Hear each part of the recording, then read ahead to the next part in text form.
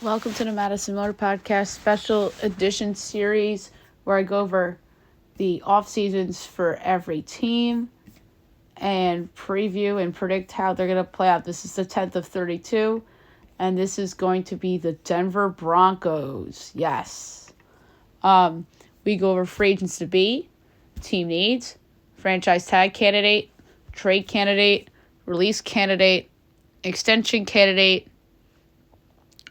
best draft fit, best free agent fit, and a bold prediction for every team this offseason. And like I said at the top, this is going to be for the Denver Broncos. Free agents to be.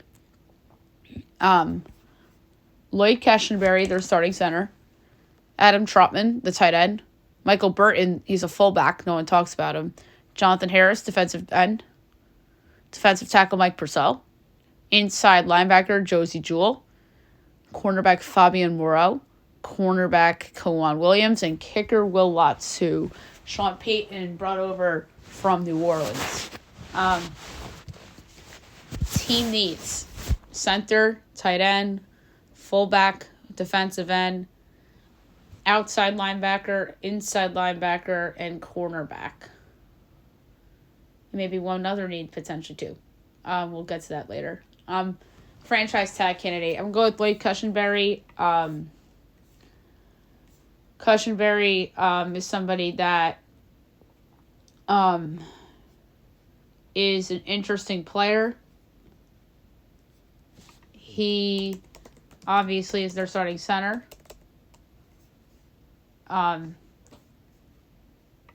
This season he posted a 73.2. Overall grade at Pro Football Focus. 1 sack allowed, which is crazy. So I think he's earned the franchise tag for the Broncos. Although there's some other candidates for this. Kwan Williams. Maybe even Josie Jewell. Trade candidate. I mean, this particular player is in trade rumors every single year. Jerry Jeudy. They didn't pay him yet. He's always hurt. He has not really lived up to the hype in terms of the WR1. CeeDee Lamb's better than him. And more productive than him. And Judy's just been somewhat of a disappointment in the NFL. I'm not saying he's a bust, but I don't think he's produced to what Denver has hoped. So maybe somebody could talk themselves into Jerry Jeudy and somebody can overpay. I could also see Justin Simmons being a trade candidate if they want to go in that direction. Samaje Perine maybe Jarrett Stidham. But to me, no question, the trade candidate on the team is Jerry Jeudy. And impossible destinations, both New York teams, the Bengals, if they get rid of or if they lose T. Higgins and Tyler Boyd. The Chiefs, I think, are a potential destination. I think that the Raiders are a potential destination.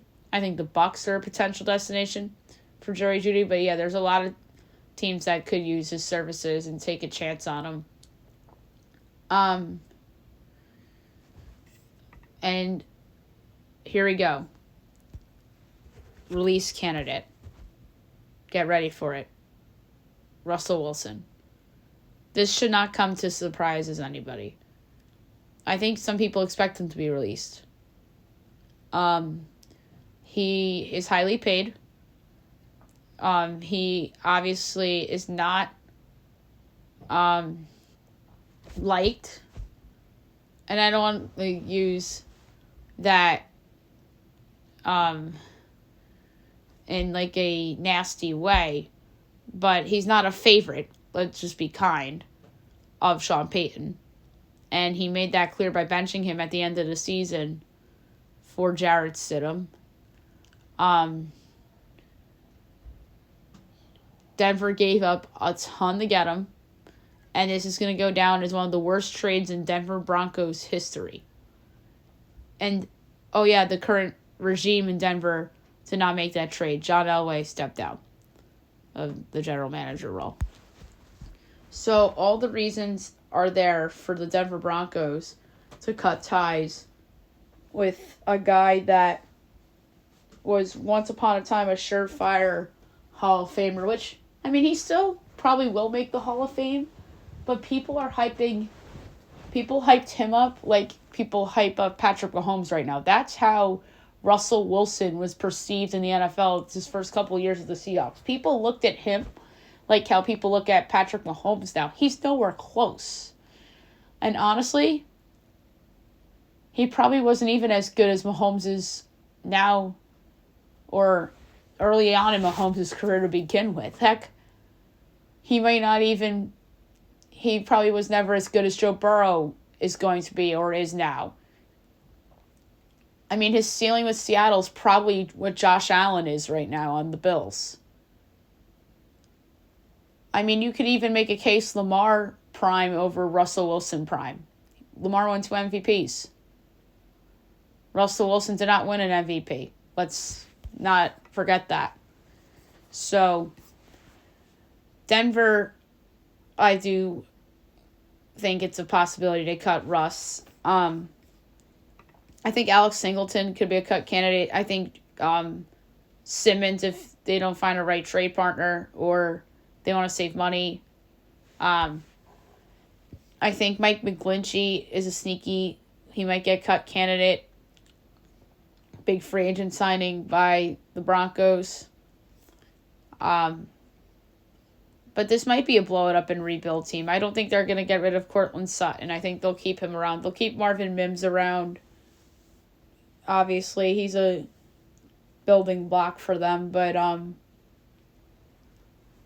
yeah, I think Russ is a favorite to be cut. Extension candidate. Patrick Surtain II. It's got to be Surtain, the extension candidate. He's a stud in their secondary, a stud. And people were talking about them, oh, they're going to regret passing on a quarterback, yada, yada, yada. They passed on a quarterback in several drafts. But this argument is obviously one that sits close to me because, as we know, the Giants passed on some good quarterbacks to take Saquon Barkley number 2. I mean, Josh Rosen and Sam Darnold. That's Sam Rosen in my head because of Sam Darnold and Josh Rosen, and Sam Rosen is the TV voice of the Rangers, so that's why I had that name in my head. But yeah, Sam Darnold, Josh Rosen turned out to be busts. And they missed out on Allen. But the other thing is that they could have traded back into the first round and gotten Lamar Jackson. And that would have made up for all of it. Not saying that they would have won a Super Bowl with Lamar Jackson. But they would, if they drafted Lamar Jackson in 2018, say if they moved up and took Jackson. Yeah, like that, the Giants probably would have been a contender in the NFC yearly, like how the Cowboys are and like how the Eagles are and the 49ers. The Giants would have been right there at those teams if they had Lamar instead of Daniel Jones. But Daniel Jones played really well last year. And we saw a glimpse of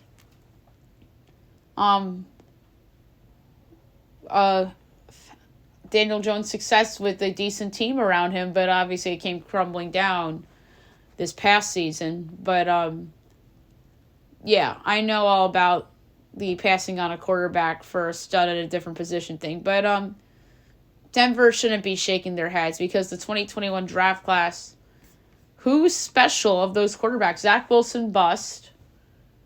Mac Jones soon to be out of the league potentially.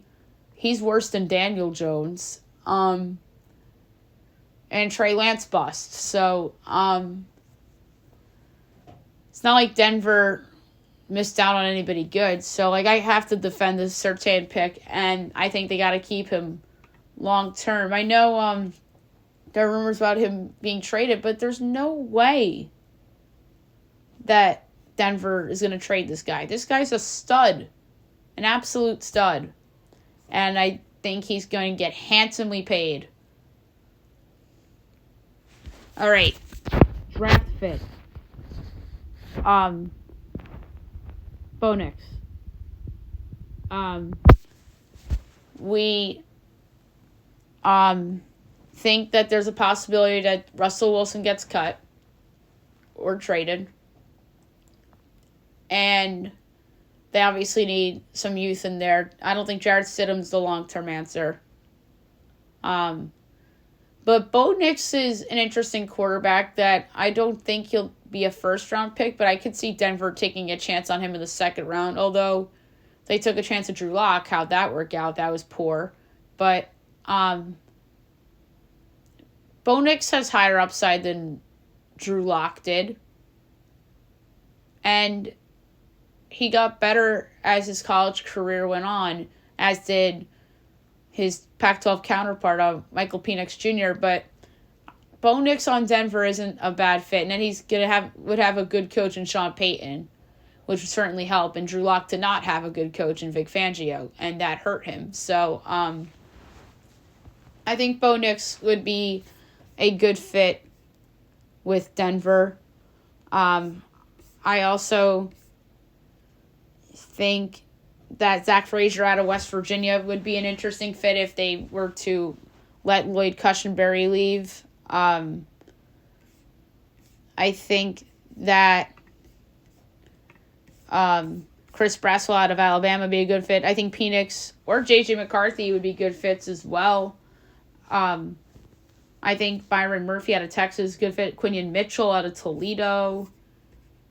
Leonard Taylor out of Miami. Darius Robinson out of Missouri. But yeah, there's a lot of guys that would be good fits on the Broncos. Tyler Nubin out of Minnesota. TJ Tampa out of Iowa State.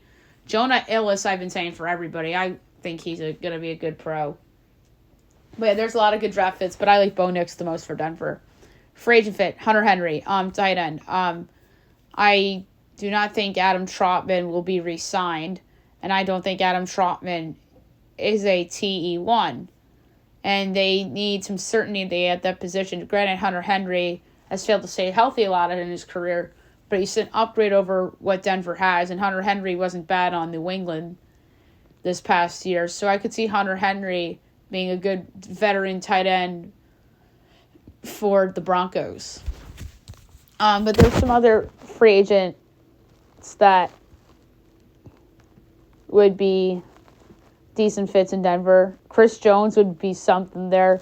Kendall Fuller. Bryce Huff. DJ Reader. Trent Brown would kind of be weird. But they won't. That's if they somehow got rid of McGlinchey or Bowles, which I doubt it. I think that another interesting fit would be a Chidobe Awuzie. Chase Young in a change of scenery type of situation.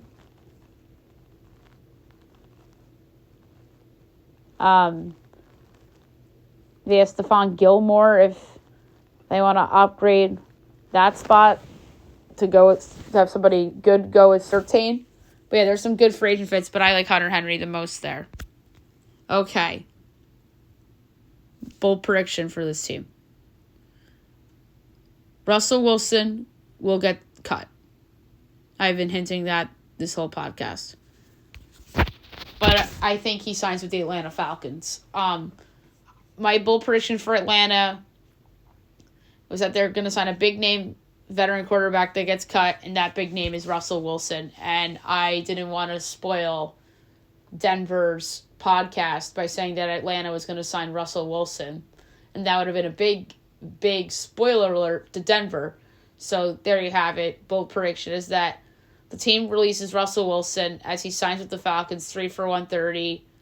And then part 2 of this Denver prediction is that they draft a quarterback in one of the first 2 rounds. Maybe they trade back in the round 1 and get a quarterback. I don't think they'll pick a quarterback at 12. But maybe they trade back, get some assets, and in one of those picks they get back is at the end of the first round they get a quarterback, or they trade back into the first round and get a quarterback.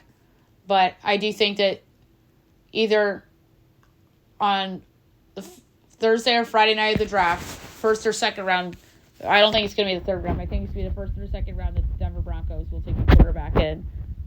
I just think Bo Nix there makes a lot of sense. So we'll see what happens. So there you have it for the Denver Broncos. Next up is your NFC runners-up, the Detroit Lions.